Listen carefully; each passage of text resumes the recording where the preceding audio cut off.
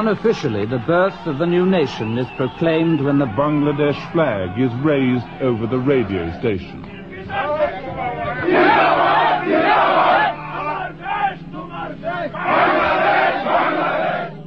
একাত্তরের 16 ডিসেম্বর বাংলাদেশ স্বাধীন হলো বটে, কিন্তু রক্তের সাগর পেরিয়ে স্বাধীনতা আসলেও কাঙ্ক্ষিত মুক্তির স্বাদ পেল না বাংলাদেশ।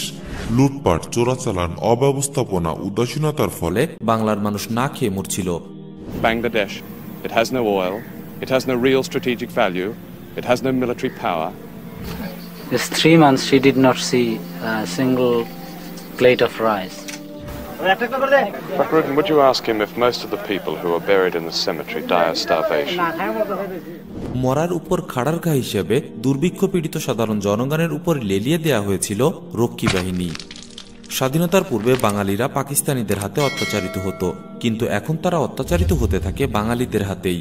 রক্ষী বাহিনী ত্রাসের রাজত্ব কায়েম করে পুরো দেশ জুড়ে। ভারত রকে দিয়ে 1971 সালে মুজিব বাহিনী তৈরি করে। আগের পর্বে আমরা দেখিয়েছিলাম কিভাবে মুজিব বাহিনী প্রবাসী সরকার এবং মুক্তিবাহিনীর বিরুদ্ধে স্যাবোটাজ চালিয়ে যাচ্ছিল। তাদের অবস্থান মুক্তিবাহিনীর সামনে স্পষ্ট হয়ে গিয়েছিল, তাই স্বাধীনতার পর এই মুজিব বাহিনী নাম পরিবর্তন করে। এই বাহিনী এবং কাদেরিয়া বাহিনীর সদস্যদের নিয়েই তৈরি করা হয় কুখ্যাত রক্ষী বাহিনী। এই বাহিনী পুরোটাই ছিল র তথা ভারতের নিয়ন্ত্রণে। রক্ষী বাহিনীর ইউনিফর্ম, অস্ত্রশস্ত্র, এমনকি প্রশিক্ষকও আসত ভারত থেকে। প্রশ্ন হচ্ছে, অন্য একটি দেশে মিলিশিয়া একটি বাহিনীকে পুষে র আসলে কি চাচ্ছিল? মুক্তিযুদ্ধে সহায়তার নামে বাংলাদেশকে ভারত 7 দফা গোপন গোলামির চুক্তি স্বাক্ষর করতে বাধ্য করে। দাসত্বের এই চুক্তি স্বাক্ষরের পর অস্থায়ী রাষ্ট্রপতি সৈয়দ নজরুল ইসলাম মূর্ছা যান। এই 7 দফা গোপন গোলামির চুক্তি নিয়ে আমরা ভারতের আগ্রাসন সিরিজের 4র্থ পর্বে আলোচনা করেছি। ভিডিওটি এখনো যারা দেখেননি দেখে নেবার অনুরোধ রইল। গোপন 7 দফা চুক্তির 3 ও 4 নম্বর ধারা ছিল: 3, বাংলাদেশের কোনো নিজস্ব সেনাবাহিনী থাকবে না, এবং 4, অভ্যন্তরীণ আইন শৃঙ্খলা রক্ষার জন্য মুক্তি বাহিনীকে কেন্দ্র করে একটি প্যারামিলিশিয়া বাহিনী গঠন করা হবে। এটি অবশ্যই একটি সঙ্গত প্রশ্ন, কেন একটি স্বাধীন দেশের নিজস্ব কোনো সেনাবাহিনী থাকতে পারবে না? ইতিহাস বিকৃতির আড়ালে যে সত্য গোপন করে রাখা হয়েছে তা নিয়ে আজ কজনই বা প্রশ্ন করে। কর্নেল সারোয়ার হোসেন মোল্লা ছিল রক্ষী বাহিনীর উপপরিচালক। তার লিখিত বই রক্ষী বাহিনীর অজানা অধ্যায় থেকে জানা যাচ্ছে, রক্ষী বাহিনীর কাপড় চোপড়, গোলা বারুদ, এমনকি বুট পর্যন্ত ভারত থেকে আসত। সাভারে প্রশিক্ষণের জন্য ভারত থেকে প্রশিক্ষক আনা হয়েছিল। রক্ষী বাহিনীর অফিসারদের বেসিক ট্রেনিং ভারতে দেওয়া হতো, তাদের স্পেশালাইজড কোর্সও ভারতে করানো হতো। ভারতীয় সেনাবাহিনীর জলপাই রঙের কাপড় দিয়ে রক্ষী বাহিনীর পোশাক তৈরি করা হতো।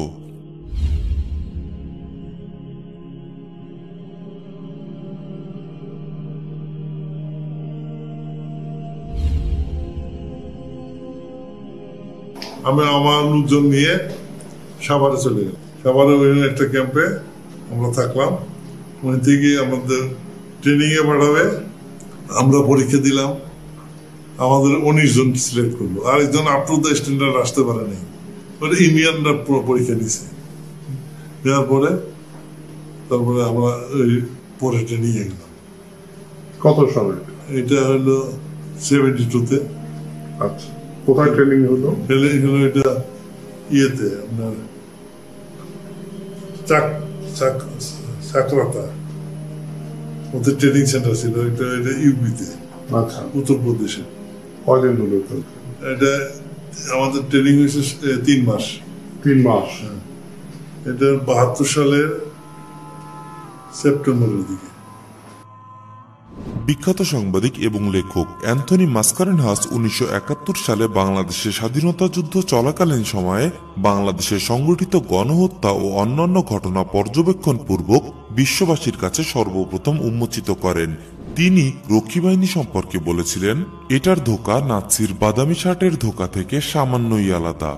রক্ষী বাহিনীর যে কোনো সদস্য বা অফিসার বিনা ওয়ারেন্টে কেবলমাত্র সন্দেহবশত আইনের পরিপন্থী তৎপরতায় লিপ্ত থাকার অভিযোগে যে কোনো ব্যক্তিকে গ্রেফতার করতে পারত।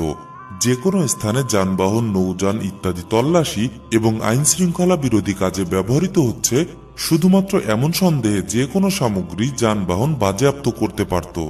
উপরন্তু রক্ষী বাহিনীর সদস্যদের নজিরবিহীন ইনডেমনিটি বা দায় মুক্তি দেওয়া হয়েছিল, যার অর্থ সদস্যরা তাদের যে কোনো কাজ সরল বিশ্বাসে করছেন বলে গণ্য হবে। এ নিয়ে তাদের বিরুদ্ধে কোনো মামলা দায়ের, অভিযোগ পেশ কিংবা আইনগত কোনো পদক্ষেপ নেওয়া যাবে না। হত্যা, লুটপাট, ধর্ষণ যাই করুক না কেন সেটি সরল বিশ্বাসে করছে ধরে নিতে হবে। এরকম দায়মুক্তি পেয়ে তারা বেপরোয়াভাবে হত্যা, লুণ্ঠন এবং ধর্ষণে মেতে ওঠে। যুদ্ধ পরবর্তী স্বেচ্ছাচার আওয়ামী শাসন কাঠামোর অবিচ্ছেদ্য অংশ ছিল রক্ষী বাহিনী। আহমদ মুসা তার ইতিহাসের কাঠগড়ায় আওয়ামী লীগ বইয়ে লিখেছেন, আওয়ামী লীগ শাসন আমলে যেসব প্রকাশ্য এবং গোপন রাজনৈতিক দল আওয়ামী লীগ সরকার ও তার নীতির বিরোধিতা করেছে, সেসব দলের মতে সে আমলে 25,000 ভিন্ন মতাবলম্বীকে হত্যা করেছে আওয়ামী লীগ। এই হতভাগ্যদের হত্যা করা হয়েছে চরম নিষ্ঠুরতা ও নৃশংসতার মধ্য দিয়ে, যে নৃশংসতা অনেক ক্ষেত্রে পাকিস্তানি সৈন্যদেরও ছাড়িয়ে গেছে। খুন, সন্ত্রাস, নির্যাতন, হয়রানি, নারী ধর্ষণ, লুণ্ঠন কোনো কিছুই বাদ রাখা হয়নি। বামপন্থীদের উপর হত্যাকাণ্ডের উদ্দেশ্য সম্পর্কে মাওলানা ভাসানীর সাপ্তাহিক হক কথায় ছাপানো হয়, একটি বিদেশি গোয়েন্দা সংস্থা বিশেষ প্রোগ্রামে এদেশে কাজ করে যাচ্ছে। তাদের হিসেব হলো বাংলাদেশে 1.25 লক্ষ বামপন্থীকে হত্যা করতে হবে, তা না হলে শোষণের হাতিয়ার মজবুত করা যাবে না। স্বাধীন বাংলাদেশে রাজনৈতিক নোংরা খেলার এক ভয়ঙ্কর তথ্য জানা যায় মাসুদুল হক রচিত বাংলাদেশের স্বাধীনতা যুদ্ধের র এবং সিআইএ গ্রন্থে। ওই গ্রন্থের 106 পৃষ্ঠায় উল্লেখ রয়েছে, 1972 সালে একদিকে তিনি সকল মুক্তিযোদ্ধাকে অস্ত্র জমা দিতে নির্দেশ দেন, অপরদিকে আব্দুর রাজ্জাক এবং সিরাজুল আলম খানকে অস্ত্র জমা দিতে বারণ করলেন। শেখ মুজিবের এই নিষেধ সম্পর্কে আব্দুর রাজ্জাক বলেন, সিরাজুল আলম খান আর আমাকে ডেকেই বঙ্গবন্ধু বলেছিলেন, সব অস্ত্র জমা দিও না, যেগুলো রাখার দরকার সেগুলো রেখে দাও, কারণ সমাজ বিপ্লব করতে হবে, প্রতি বিপ্লবীদের উৎখাত করতে হবে। রক্ষী বাহিনীর অত্যাচার নির্যাতনের কিছু নমুনা। বাবার সামনে ছেলেকে হত্যা। রক্ষী বাহিনীর হত্যাযজ্ঞ ছিল খুবই নির্মম ও ভয়াবহ। লেখক আহমদ মুসা তার ইতিহাসের কাঠগড়ায় আওয়ামী লীগ বইয়ের উৎসর্গনামায় মুজিববাদী ঘাতক বাহিনীর অবর্ণনীয় নির্যাতনের শিকার বাজিতপুরের ইকুরটিয়া গ্রামের বৃদ্ধ কৃষক আব্দুল আলীর অভিজ্ঞতার বর্ণনা তুলে ধরে লিখেছেন, ওই দিন আমাকে ও আমার ছেলে রশিদকে হাত পা বেঁধে তারা খুব মারল। রশিদকে আমার চোখের সামনে গুলি করল, ঢলে পড়ল বাবা আমার। একটা কসাই আমার হাতে একটা কুড়াল দিয়ে বলল, তোর নিজের হাতে ছেলের গলা কেটে দে, ফুটবল খেলবো তার মাথা দিয়ে। আমার মুখে রা নেই, না দিলে তারা বলল তোরও রেহাই নেই। কিন্তু আমি কি তা পারি? আমি যে বাপ। একটানা 1.5 ঘন্টা মারার পর তারা আমার বুকে ও পিঠে বন্দুক ধরল, শেষে নিজের হাতেই কেটে দিলাম ছেলের মাথা। আল্লাহ কি সহ্য করবে? রক্ষী বাহিনীর ক্যাম্পগুলো ছিল হত্যাযজ্ঞের আখড়া। যশোরের কালীগঞ্জ থেকে রক্ষী বাহিনীর ক্যাম্প উঠে গেলে সেখানে গণকবর আবিষ্কৃত হয়, যেখানে 60টি কঙ্কাল পাওয়া যায়। টঙ্গী থানার সামনে মেশিনগান স্থাপন করে শ্রমিক কলোনির উপর নির্বিচারে গুলি চালানো হলো, শতাধিক নিহত হলো, হাজার হাজার শ্রমিক 20 মাইল হেঁটে ঢাকায় চলে আসতে বাধ্য হলো এবং তারা 3 দিন 3 রাত পল্টন ময়দানে উন্মুক্ত আকাশের নিচে অবস্থান করতে বাধ্য হলো। ময়মনসিংহের 1500 কিশোরকে হত্যা। রক্ষী বাহিনী গত জানুয়ারিতে এক ময়মনসিংহ জেলাতেই অন্তত 1500 কিশোরকে হত্যা করেছে। এদের অনেকেই সিরাজ শিকদারের পূর্ব বাংলা সর্বহারা পার্টি ইবিসিপি এর সদস্য ছিল। অন্যদের মার্ক্সবাদী ও লেনিনবাদী দলের প্রতি সহানুভূতিশীল বলে সন্দেহ করা হয়েছিল। এমনকি অনেক বাঙালি যুবক যারা রাজনীতিতে ততটা সক্রিয় ছিল না, তারাও এই সন্ত্রাসের অভিযানে প্রাণ হারিয়েছেন। রক্ষী বাহিনী বাড়ি থেকে তাড়িয়ে দেয় কথা সাহিত্যিক হুমায়ুন আহমেদের পরিবারকে। হুমায়ুন আহমেদের মা আয়েশা ফয়েজ তার জীবন যেরকম বইয়ে লিখেছেন, পুলিশের কাছে গিয়ে সাহায্য চাইলাম, পুলিশ বলল আমরা গোলামির পোশাক পরে বসে আছি, রক্ষী বাহিনীর বিরুদ্ধে আমরা কি করব? রাত 8টার দিকে রক্ষী বাহিনীর দল লাথি মেরে দরজা ভেঙে ঢুকে গেল। ইকবাল আমাকে আড়াল করে দাঁড়ালো। একজন ব্যানেট উঠিয়ে লাফিয়ে এলো, রাইফেল তুলে ট্রিগারে হাত দিয়েছে, চিৎকার করে কিছু একটা বলেছে, গুলি করে মেরে ফেলবে আমাদের। আমি ছেলে মেয়েদের হাত ধরে বেরিয়ে এলাম।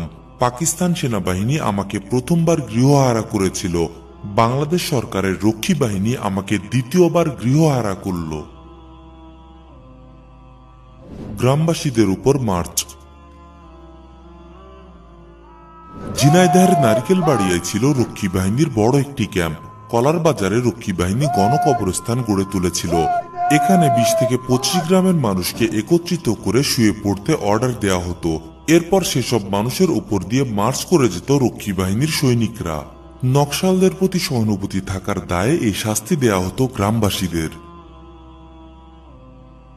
রক্ষী বাহিনীর লরি ওভারটেক করায় গুলি করে হত্যা। 1973 সালের 29 জুন চট্টগ্রামের ইস্টার্ন রিফাইনারির একটি বাস এই বাহিনীর একটি লরিকে ওভারটেক করে। রক্ষী বাহিনীর সদস্যরা ওই গাড়ি ঘেরাও করে তাতে গুলিবর্ষণ করে। এতে একজন শ্রমিক ঘটনাস্থলেই নিহত হয়, আহত হয় অনেকে।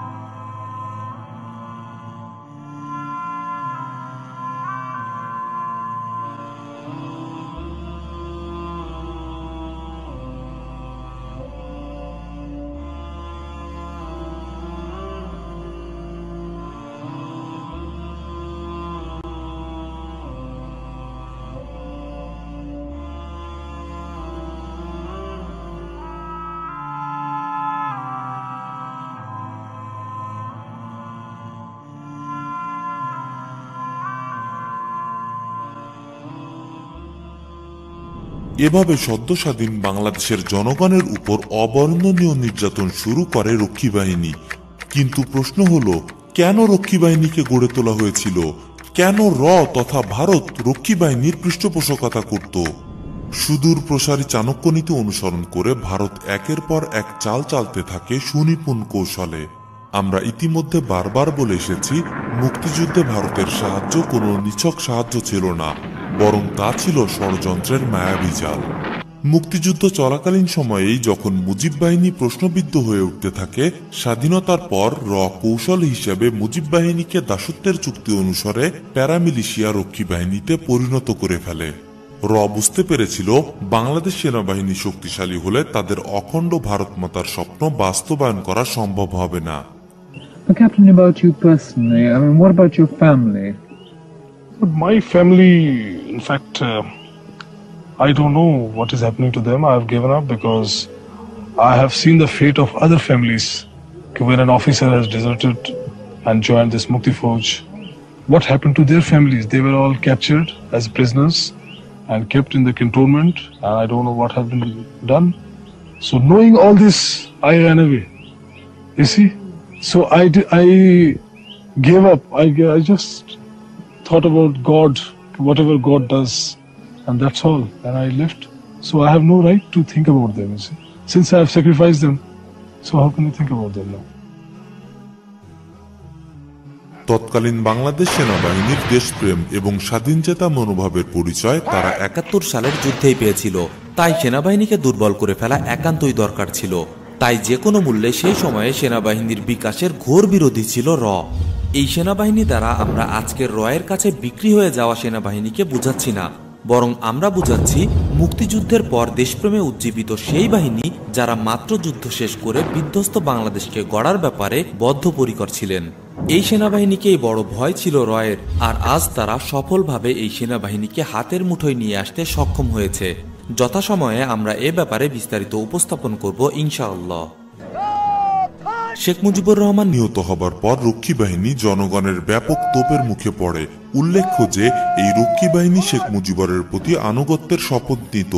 রক্ষী বাহিনীকে যখন অ্যাবজর্ব করলো, তখন কি আপনাদেরকে মূল আর্মি সন্দেহ চোখে দেখতো কিনা, যেহেতু এটা বঙ্গবন্ধুর হাতের তৈরি? হ্যাঁ, এবং শেখ মুজিব এই বাহিনীকে আমার ছেলেরা বলে সম্বোধন করত। রক্ষী বাহিনীর চূড়ান্ত জুলুম, নির্যাতন, মানবাধিকার লঙ্ঘনের মতো অসংখ্য ঘটনার প্রেক্ষিতে অবশেষে 1975 সালের অক্টোবরে রক্ষী বাহিনীকে বিলুপ্ত করা হয়। যখন বঙ্গবন্ধু মারা যাওয়ার পরে তখন আমাদেরকে আবার অ্যাবজর্ব করলো আর্মিতে। শুধু তাই নয়, এদেরকে সামরিক বাহিনীর সাথে মিলিয়ে দিয়ে সব রকম দায় মুক্তি ঘোষণা করা হয়। সরকার, বিশেষ করে সেই সরকারের নেতা বঙ্গবন্ধু শেখ মুজিব, তার নেতৃত্বে যখন দেশ চলছিল তখন রক্ষী বাহিনী গঠিত।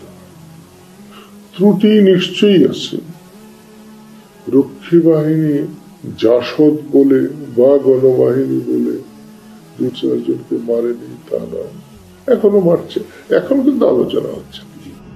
রক্ষী বাহিনী গঠনটা কতটা যৌক্তিক ছিল বলে, যেমন আপনি রক্ষী বাহিনীর একজন কর্মকর্তাই ছিলেন, বা রক্ষী বাহিনীর ওই সময় যথেষ্ট দরকার ছিল, এখনো দরকার, যেটার ওইটার রিপ্লেসমেন্ট করছে র্যাব। একই জিনিস, ওই রক্ষী বাহিনী যা করতো এখনো ওই র্যাব তাই করে।